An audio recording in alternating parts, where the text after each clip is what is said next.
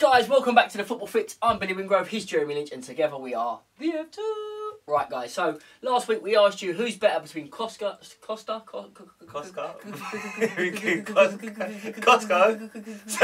Costa, Tesco's. No, who's better between Costco and Sainsbury's? No, who's better between Costa and Aguero? I was saying Aguero. I was saying Costa. We want to see what you guys were saying. Starting off with, let's have a little scroll down the comments section. FIFA Pro 98X says, "It's right, Jeremy. I laughed at your joke, but only a little. Irrelevant, but I'm just letting you know that you got a little laugh at the joke you said last week." Cheers for the laugh. Tiny. Appreciate that. P2P Gaming and more ... says Diego is a dirty mofo. Woo. Well. Gets him where he wants to be in life, don't it? Okay. Miles Cavana says, what you said about Costa can be true, but sometimes he doesn't use it to get in defenders' heads like Ibrahimovic. True. He can just start using his strength to project anger into the game. Do you understand that? I understand that. Midballers 82. I thought he was going to explain it to me. We've got a lot to get through. Midballers 82 says Aguero all day, every day. Ooh. Now, girls, we know you got the skills, but come on, Costa's decent as well. Can't just be throwing out like, I'm sure that it's Aguero. Well, you say that, but cunning stunt. He's backing the girls, isn't he? Well, he's backing the girls. He's come out and said Aguero by far. Not even just Aguero. Aguero by far. By far. He's got talent and instinct. Costa, not as technically there. Justin P. Buffalo, he's agreeing with them as well. He says Costa is a dirty player and Aguero is better than Costa. Aguero makes his own chances and is a very tricky player. Costa is just strong. I don't think he's just strong. He's mugged in there. Costa would be gutted. He'd be fuming. Imagine the grizzly bear when he finds out he's mugged him like that. Finds out he's just strong. To be honest, everyone is going with Aguero. Sorry. Nah, there's got to be someone going with Costa here. I'm going to find someone here. Ah, yeah. You got one. Andrea Todorilo. Andrea. Oh, he's kept it simple. Yeah, well, listen, I asked you, who's better? He's gone. Costa's better. Kept it simple. Well, I got even better than that. James Jr. comes back and says, Aguero. Just Aguero. Oh, just Aguero. Even more to the point. King of the simple, isn't he? We put it to you guys, and looking through the comment section, I'm scrolling through now. We've come to the conclusion that you think Costa is dirty, Aguero's better, I'm wrong, and Jeremy's right. I'd laugh at drop down the stairs. It was close, wasn't it? It was close. So we asked you guys who is going to be your top 4 Premier League sides, finishing from top to 4th. We put it out to you guys, you put it in the comment section, and we're going to come back to you. Just as a reminder, we were saying Chelsea, Man City, Man United, Arsenal. Yeah. Top 4. And David, 1111, says first place, Chelsea, second place, Man City, third place, Man United, fourth place, Arsenal. Did we say that? We said that. Or Southampton, he says. So he's kind of like sticking with us, but he's got a little oar in there, a little contingency plan. Ooh, SMD Diaz, he's gone a bit controversial with it. Talk to us, to us. He's gone 4th place, Spurs, 3rd place, I'll take that. Man City, Really? 2nd place, Southampton, and 1st place, Chelsea. Where's Arsenal in that ranking? Where's Man United in those rankings? Where is Arsenal? Daniel Dow says first place Chelsea, second place Man City, third place Man United, fourth place Arsenal, just as we predicted. I might have to put a bet on this, you know, because everyone thinks it's the same. Yeah. Top 4 would be first Chelsea, second Man City, third Man and fourth Southampton. James Barnes going with Southampton. I would love to see Southampton finishing that top. But would you though? I Champions League next season. I would love it. The big games. So what? Give them some money. Give them some money. Let them rejuvenate the club. Invest some capital to bring some quality down there. I mean, they're doing great, but getting into the Champions League guarantees them money. Oh yeah, I know, but you know, call me a traditionalist, but I like to see the big teams in the Champions League. I like to see the likes of Man United facing up to the Barcelonas of this world. So are you telling Man United's and the Barcelonas? There's only one of each. So are you telling me, right, that you would prefer to see Man United playing Champions League on this season's current form than, I mean, I know they've turned it around a little bit, rather than Southampton, who deserve to be there? Just answer that. You had to throw the little deserve to be there in the end. The season's still young. And yes, I would.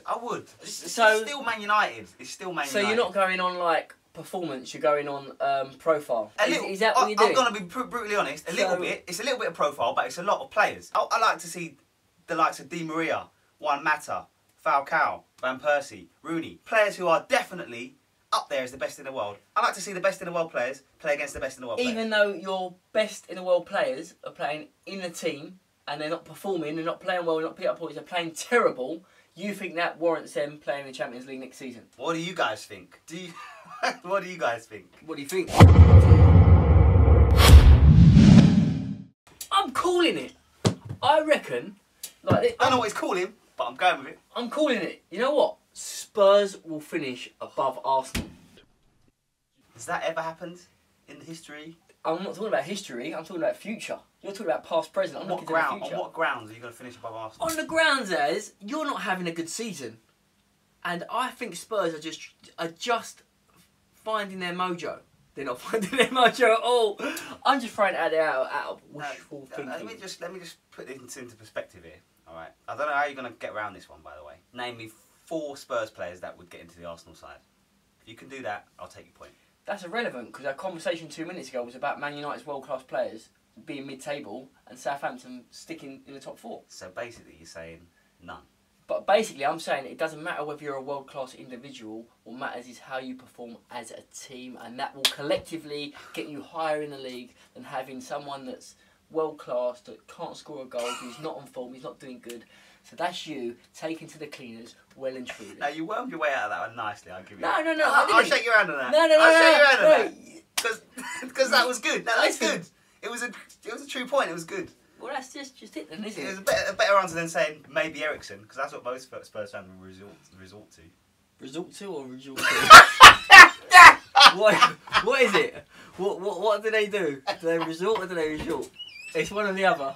You've got to choose one of them. Why are you being bitter? You said it, I did not say it. I'm just saying that you said it. That's what I'm saying.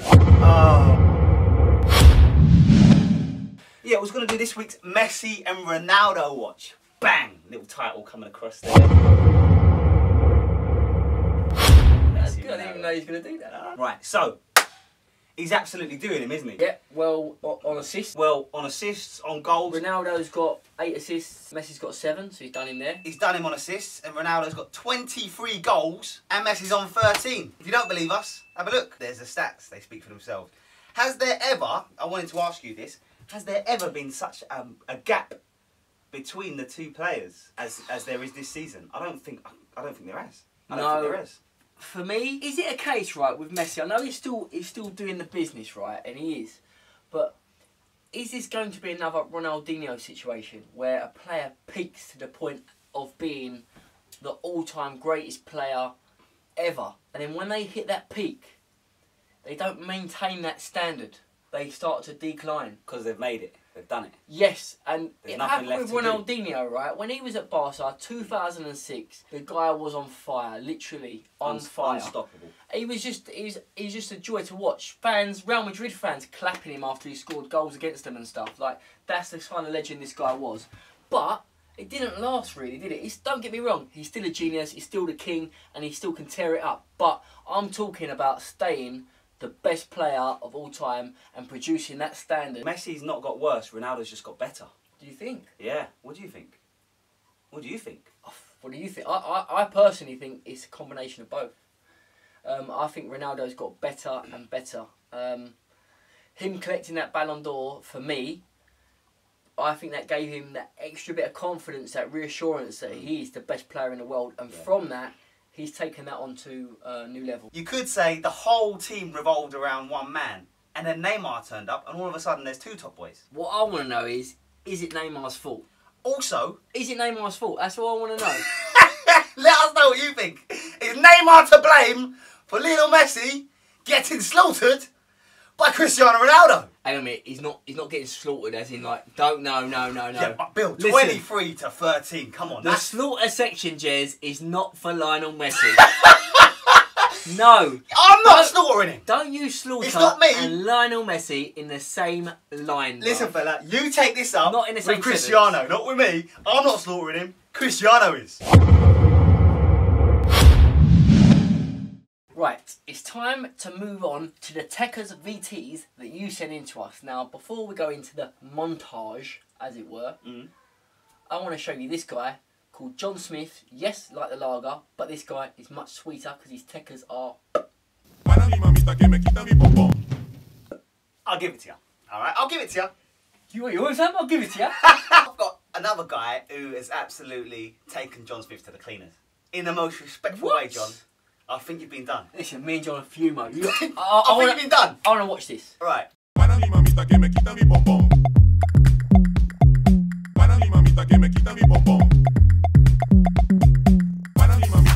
he just break the crossbar? He didn't just break the crossbar. He broke the crossbar with a Rabona volley. Is that... Listen, you've broke the crossbar. It's game over. You've broke my heart. John's gutted. John's devastated. John! Sorry, John. Sorry. Listen. Sorry. No, to be fair, my man. Listen, they're both decent techers, and here are many more.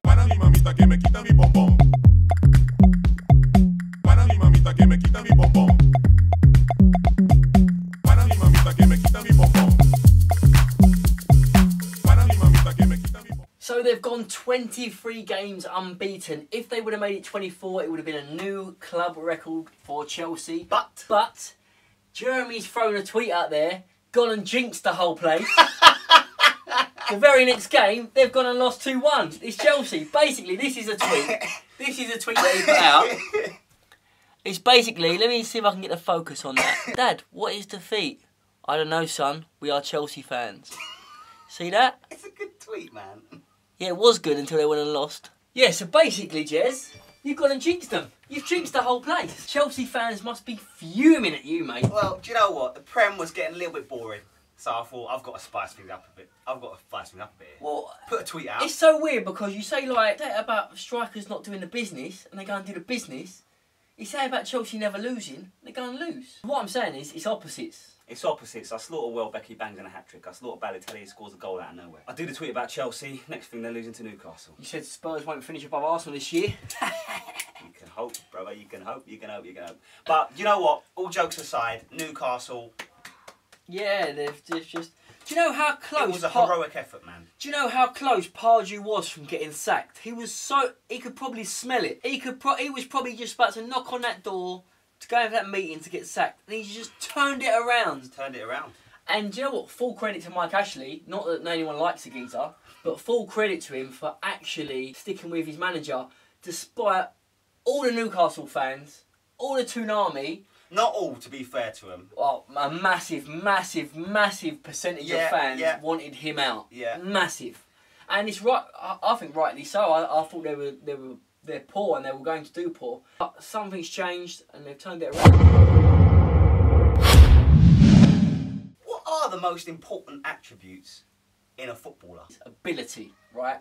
That's number one. In England, I would say number two is probably physique, especially if you're playing as a striker or a defender. Xavi, he's got quite protruded eyes. Ozil as well. And what it means is their eyes come out quite far from their face. And people were speculating, does that increase their peripheral vision? Is that one of the reasons why their awareness is so unbelievable? I'm just saying, I'm just throwing it out there. Listen, I'm just throwing it out there. I wouldn't be the one to ask Mesut Ozil if that helps him. I ain't doing it. I'm not doing it. If that helps him. So be it if it does, but I ain't gonna ask him the question. I'm gonna leave it to his own devices. If you did have to ask it to him, how would you deliver it? I'll get up for this. Mesut, come over here. Just wanted to ask you a question, mate. Just about we were talking the other day about peripheral vision and awareness and stuff, and I just wondered, does it help you?